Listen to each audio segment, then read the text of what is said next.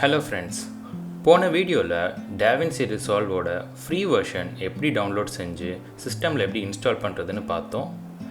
இந்த வீடியோவில் நம்ம Davinci Resolveோட ஒரு ஓவர்வியூ பார்க்கலாம். இந்த Davinci Resolveல மொத்தம் 7 டேப்ஸ் இருக்கும், இல்லைனா 7 பேஜஸ் இருக்கும் கீழே. இந்த 7 பேஜஸ் எதுக்கு, இந்த ஒவ்வொரு பேஜ்லேயும் நம்ம என்ன மாதிரியான ஆக்டிவிட்டீஸ் பண்ணலாம், என்ன மாதிரியான ஆப்ரேஷன்ஸ் இதில் ஃபீஸபிள்ன்றதை நம்ம இந்த வீடியோவில் பார்த்து தெரிஞ்சுக்கலாம். வாங்க நம்ம லைஃப்பை மேம்படுத்தும் ஸ்கில்ஸ் வளர்ப்போம்.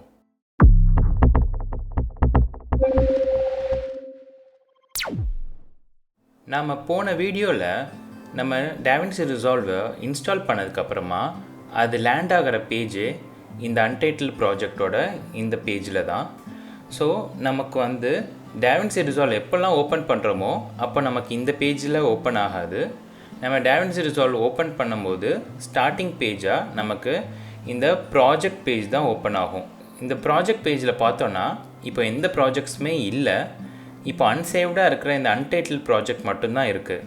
நம்ம இப்போது ஒரு புது ப்ராஜெக்ட் ஒன்று க்ரியேட் பண்ணிக்கலாம். நியூ ப்ராஜெக்டை கிளிக் பண்ணிக்கலாம். இதில் நமக்கு நேம் கேட்கும், மீடியா லொக்கேஷன் கேட்கும். எனக்கு லொக்கேஷன் அதே இருக்கலாம்.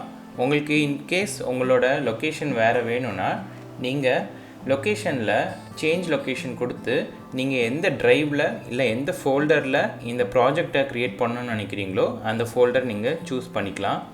நான் நேம் இருக்கிற இடத்துல நான் Davinci இன்ட்ரோன்னு நான் இப்போது டைப் பண்ணிக்கிறேன். நேம் பண்ணி முடித்தோடனே நீங்கள் க்ரியேட் பட்டன் கிளிக் பண்ணிக்கலாம்.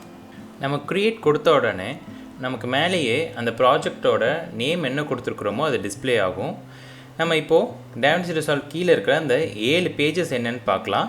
First page media. இந்த மீடியா பேஜில் நம்ம ப்ராஜெக்ட்டுக்கு என்னென்ன வீடியோஸ்லாம் தேவைப்படுமோ அது எல்லாத்தையும் நம்ம இதில் இம்போர்ட் பண்ணிக்கலாம். நம்ம இதை ஃபைல் இம்போர்ட் கொடுத்தும் இம்போர்ட் பண்ணிக்கலாம், இல்லைன்னா நம்ம ஃபோல்டரில் இருக்கிற எல்லா வீடியோஸையும் ட்ராக் பண்ணி ட்ராப் பண்ணாலும் இதில் இம்போர்ட் ஆகிடும். நம்ம நம்ம இது எல்லாத்தையும் இம்போர்ட் பண்ணதுக்கப்புறமா நம்ம நெக்ஸ்ட் பேஜான கட் பேஜுக்கு போயிடலாம். இந்த கட் பேஜில் நம்ம பார்த்தோன்னா கீழே டைம்லைன் இருக்கும். அதே மாதிரி அந்த மீடியா பின்னில் நம்ம என்னென்ன வீடியோஸ் இதில் நம்ம இம்போர்ட் பண்ணியிருக்கிறோமோ அது எல்லாமே அங்கே டிஸ்பிளே ஆகும். ஸோ அந்த வீடியோஸ் எல்லாத்தையும் நம்ம ப்ராஜெக்ட்டுக்கு எந்தெந்த போர்ஷன்ஸ் வேணுமோ அந்த போர்ஷன்ஸ் மட்டும் அந்த வீடியோஸ்லேருந்து ட்ரிம் பண்ணுறதுக்கு இந்த பேஜில் அதுக்கான ஃபீச்சர்ஸ் கொடுத்துருப்பாங்க. ஸோ எல்லா வீடியோஸையும் நம்ம எடிட் பேஜில் போய் நம்ம கட் அண்ட் ட்ரிம் ஆப்ரேஷன் பண்ணாமல் இந்த கட் பேஜ்லேயே நமக்கு தேவையான போர்ஷன்ஸ் மட்டும் நம்ம ட்ரிம் பண்ணி அதை எடிட் பேஜுக்கு கொண்டு போனால் நமக்கு ஒர்க் பண்ணுறதுக்கு ஈஸியாக இருக்குன்றதுனால தான் இந்த கட் பேஜ் கொடுத்துருக்காங்க. பட் யூஷுவலாக இந்த கட் பேஜை பெரும்பாலும் யூஸ் பண்ணுறது இல்லை. ஒரு ப்ரொசீஜரலாக போகணுன்னா இந்த கட் பேஜ் யூஸ் பண்ணி ட்ரிம் பண்ணி பண்ணலாம். இல்லை நம்ம டைரெக்டாக கூட நம்ம வீடியோஸும் நம்ம கிளிப்ஸையும் நம்ம எடிட் பேஜ்லேயே நம்மளால் ட்ரிம் பண்ண முடியும். ஸோ நெக்ஸ்ட் நம்ம எடிட் பேஜ் போய்க்கலாம். எடிட் பேஜில் நம்ம பார்த்தோன்னா கீழே டைம்லைன் இருக்குது. ஸோ டைம்லைன் 2 விதமாக பிரியப்பட்டிருக்கு. மேலே இருக்கிற செக்ஷன் வீடியோ எடிட்டிங்கானது, கீழே இருக்கிறது ஆடியோ எடிட்டிங்கானது. ஸோ நம்ம ஒரு வீடியோ இதில் இம்போர்ட் பண்ணியிருக்கிறோம் அப்படின்னா மேலே இருக்கிற அந்த இன்ஸ்பெக்டர் டேப் ஓப்பனில் இருக்கும். அந்த இன்ஸ்பெக்டர் டேப்பில் தான் அந்த வீடியோக்கான பேசிக் எடிட்டிங் ஃபீச்சர்ஸ் எல்லாமே அதில் இருக்கும். உதாரணமாக இங்கே ஒரு இமேஜ் நான் இம்போர்ட் பண்ணியிருக்கிறேன். இந்த இமேஜ்க்கான பேசிக் எடிட்டிங் பண்ணுறதுக்கான டூல்ஸ் எல்லாமே இந்த ரைட் ஹேண்ட் சைடு இன்ஸ்பெக்டரில் இருக்கும். அதே மாதிரி நம்ம இதோட லெஃப்ட் ஹேண்ட் சைட் டாப்பில் நம்ம பார்த்தோன்னா எஃபெக்ட்ஸ்னு ஒரு ஐக்கான் இருக்கும். அந்த எஃபெக்ட்ஸ் ஐக்கான் நம்ம கிளிக் பண்ணோன்னா கீழே நம்மளால் Davinciயில் கொடுக்கப்பட்டிருக்கிற preset video transition, audio transition, அது மாதிரி டைல்ஸ் ஜென்ரேட்டர்ஸ்ன்ட்டு மல்டிபிள் இது அந்த டூல் பாக்ஸில் நம்மளால் பார்க்க முடியும். ஸோ இப்போது நம்ம வீடியோ ட்ரான்சிஷனை நம்ம கிளிக் பண்ணோன்னா வீடியோ ட்ரான்சிஷன் எஃபெக்ட்ஸ் என்னலான்றதை நம்மளால் ரைட் ஹேண்ட் சைடில் ஸ்க்ரோல் பண்ணி நம்மளால் இங்கே பார்க்க முடியும். அதே மாதிரி நம்ம ஒவ்வொன்றும் கிளிக் பண்ணி பார்த்தோன்னா அதுக்குள்ளே என்னென்ன மாதிரியான ட்ரான்சிஷன் எஃபெக்ட்ஸ் இருக்குதுன்றது நமக்கு தெரியும். டைல்ஸுங்கிறது வேறு ஒன்றும் இல்லை, டெக்ஸ்ட்டு தான் டைல்ஸுன்னு இங்கே மென்ஷன் பண்ணியிருக்காங்க. அதில் நிறைய ஆப்ஷன்ஸ் இருக்கும். நம்ம எது வேணுமோ அதை நம்ம சூஸ் பண்ணி நம்ம டெக்ஸ்ட் டைப் பண்ணோன்னா அந்த ஃபீச்சருக்கு ஏற்ற மாதிரி அந்த டெக்ஸ்ட் இங்கே ஃபார்ம் ஆகும். ஸோ இது போல் நிறைய எஃபெக்ட்ஸ் உங்களுக்கு லெஃப்ட் ஹேண்ட் சைடில் இருக்கும். இது எல்லாத்தையும் நீங்கள் ட்ரை பண்ணி பார்க்கலாம். இது எல்லாமே எடிட் பேஜில் இருக்கிறது. நெக்ஸ்ட் நம்ம ஃபியூஷன் பேஜ் கிளிக் பண்ணிக்கலாம். ஃபியூஷன் பேஜ் வந்து நம்ம இதுக்கு முன்னாடி எடிட் பேஜில் எல்லாமே ட்ரான்சிஷன் எப்படி பண்ணுறது, video transition and basic tools எல்லாமே நம்ம பார்த்தோம். இந்த ஃபியூஷனில் தான் நமக்கு வீடியோ எஃபெக்ட்ஸ் ஏதாவது க்ரியேட் பண்ணணுன்னா இந்த பேஜில் தான் நம்மளால் க்ரியேட் பண்ண முடியும். ஃபியூஷன் பேஜில் நோட்ஸ் மூலியமாக தான் நம்மளால் ஒர்க் பண்ண முடியும். உதாரணமாக நம்ம அப்போ காமிச்ச அந்த எக்ஸாம்பிளில் டாவின்சி லோகோவை நம்ம இப்போது இம்போர்ட் பண்ணியிருக்கிறோம். ஸோ இந்த டாவின்சி லோகோவை நம்ம டைம்லைனில் ப்ளேஸ் பண்ணோம் அப்படின்னா நம்ம ஃபியூஷன் பேஜை போய் பார்த்தோன்னா நமக்கு ஃபியூஷன் பேஜில் மீடியா இன் மீடியா அவுட்டுன்னு 2 நோட் க்ரியேட் ஆகிருக்கு. ஸோ இந்த மீடியா இன்னுங்கிறது இன்புட், என்ன இன்புட் கொடுக்குறோம் அப்படிங்கிறது, அவுட்டுங்கிறது என்னவா அது வெளியில் நமக்கு எண்ட் ரிசல்ட்டாக வருன்றது தான் மீடியா அவுட்டு. ஸோ இந்த நோட் நீங்கள் பார்த்தீங்கனாலே தெரியும், லெஃப்ட் ஹேண்ட் சைடில் இருக்கிற அந்த மீடியா இன்லேருந்து ஒரு ஆரோ ரைட் ஹேண்ட் சைடில் இருக்க மீடியா அவுட்டுக்கு ஜாயின் ஆகுது. இந்த மீடியா இன்லேருந்து மீடியா அவுட்டுக்கு நடுவில் நீங்கள் என்னென்ன மாதிரியான எஃபெக்ட்ஸ்லாம் நீங்கள் க்ரியேட் பண்ணணுமோ அதெல்லாம் ஒவ்வொரு நோடாக நம்ம அதில் ப்ளேஸ் பண்ணி அந்த நோட்ஸ் வழியாக இந்த இன்புட் ப்ராசஸ் ஆகி போகும்போது மீடியா அவுட்டில் எப்படி ரிஃப்ளெக்ட் ஆகுங்கிறத நம்மளால் பார்க்க முடியும். இது நோட்ஸ் எல்லாத்தையும் வச்சு நம்மளால் நிறைய வீடியோ எஃபெக்ட்ஸ் க்ரியேட் பண்ண முடியும். ஃபியூஷன் பேஜ் வந்து ரொம்ப இம்பார்ட்டண்ட்டான பேஜ். இனிஷியலாக கொஞ்சம் கன்ஃபியூசிங்காக இருக்கும், பட் போக போக அதில் எஃபெக்ட்ஸ் நம்ம க்ரியேட் பண்ண ஆரம்பித்தோன்னா ஃபியூஷன் பேஜ் வந்து ரொம்ப ஹேண்டியாகிடும்.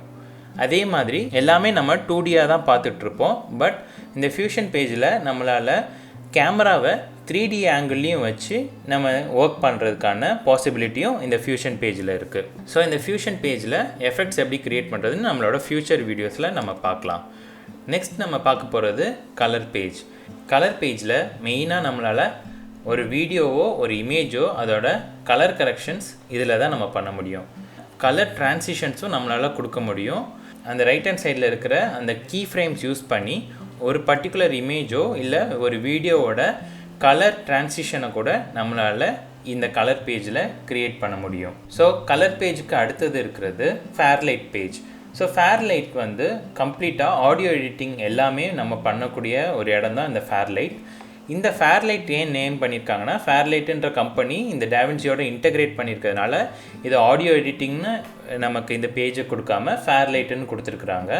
ஸோ இந்த இடத்துல நம்மளால் மெயினாக ஆடியோ எஃபெக்ட்ஸ் நம்மளால் க்ரியேட் பண்ண முடியும். அது மட்டும் இல்லாமல் மல்டிபிள் ஆடியோ நம்மளோட டைம்லைனில் இருக்குன்னா எல்லா ஆடியோஸையும் ப்ராப்பராக ஆடியோ ப்ராசஸிங் பண்ணி நம்ம ஃபைனலாக மாஸ்டரிங் பண்ணுறதுக்கு இந்த பேஜ் ரொம்ப யூஸ்ஃபுல்லாக இருக்கும். ஸோ ஆடியோ எடிட்டிங் எல்லாமே இந்த பேஜில் பண்ணலாம். ஸோ ஃபைனலாக இருக்கிற page deliver page. So deliver பேஜுங்கிறது ஒன்றும் இல்லை, நம்மளை வீடியோவை எக்ஸ்போர்ட் பண்ணுறதுக்கான பேஜ். ஸோ இந்த எக்ஸ்போர்ட் பேஜில் நம்ம லெஃப்ட் ஹேண்ட் சைட் பார்த்தோன்னா நமக்கு ஃபைல் நேம் கொடுக்குறதுக்கு, அதே மாதிரி எங்கே நம்ம சேவ் பண்ணணுன்றதை நம்ம ஸ்பெசிஃபை பண்ணுறது, இது எல்லாமே நம்ம அங்கே கொடுக்க முடியும். கீழே பார்த்தோன்னா வீடியோ செட்டிங்ஸ் இருக்கும், ஆடியோ செட்டிங்ஸ் இருக்கும். ஸோ நம்மளோட ப்ரிஃபரன்சஸ்க்கு ஏற்ற மாதிரி நம்ம ஒவ்வொரு இதையும் நம்ம சேஞ்ச் பண்ணிக்கலாம். ஆடியோவில் என்ன பிட் டெப்த் வேணும், இது போல் என்ன மாதிரியான ப்ரிஃபரன்ஸ்க்கு நம்ம எக்ஸ்போர்ட் பண்ணணுமோ அது நாம் கொடுத்துட்டு ஆட் டு ரெண்டர் க்யூன்னு நம்ம கொடுத்தோன்னா ரைட் ஹேண்ட் சைடில் ரெண்டர் க்யூவில் அந்த ஜாப் வந்து க்யூ ஆகிடும். நம்ம இங்கே லொக்கேஷன் ஸ்பெசிஃபை பண்ணாததுனால நம்மக்கிட்ட லொக்கேஷன் கேட்குது. நாம் இப்போது ஒரு லொக்கேஷன் ஸ்பெசிஃபை பண்ணி நம்ம ஆட் டு ரெண்டர் க்யூ கொடுத்துக்கலாம். ஸோ ப்ரௌஸ் போயிட்டு நம்ம லொக்கேஷன் ஸ்பெசிஃபை பண்ணிக்கலாம். நான் சும்மா டவுன்லோட்ஸில் சேவ் பண்ணிக்கிறேன். டைம்லைன் 1 இருக்கட்டும் ஃபைல் நேம். நம்ம இப்போது ஆட் டு ரெண்டர் க்யூ நம்ம கொடுக்கலாம். இங்கே கொடுத்தோன்னா ரைட் ஹேண்ட் சைடில் நமக்கு அந்த ஜாப் க்யூ ஆகிடுச்சு. இதை ரெண்டர் பண்ணுறதுக்கு ரெண்டர் ஆல் நம்ம கொடுக்கணும். ஸோ நம்ம வீடியோவோட எண்டுக்கு வந்துட்டோம். ஸோ இதுதான் இந்த டாவின்சி ரிசால்வோட 7 பேஜஸ். இந்த 7 பேஜ்லேயும் என்னென்ன மாதிரி ஆப்ரேஷன்ஸ் பண்ண முடியும்னு நம்ம இன்றைக்கி பார்த்தோம். நெக்ஸ்ட் வீடியோவில் நாம் டெக்ஸ்ட் க்ரியேஷன் பண்ணுறது எப்படிங்கிறத பார்க்கலாம். அதே போல் ஜூம் த்ரூ டெக்ஸ்ட் அப்படிங்கிற எஃபெக்டையும் நம்ம நெக்ஸ்ட் வீடியோவில் நம்ம பார்க்கலாம். உங்களுக்கு ஏதாவது காமெண்ட்ஸ் இருந்துச்சுன்னா காமெண்ட் செக்ஷனில் எனக்கு தெரியப்படுத்துங்க. அதே போல் உங்களுக்கு ஏதாவது டாபிக் பற்றி தெரிஞ்சுக்கணுன்னா அதையும் நீங்கள் காமெண்ட் செக்ஷனில் எனக்கு தெரிவிக்கலாம். இன்னொரு வீடியோவில் நான் உங்களை சந்திக்கிறேன். Please like, share and subscribe to skills வளர்ப்போம். தேங்க்யூ.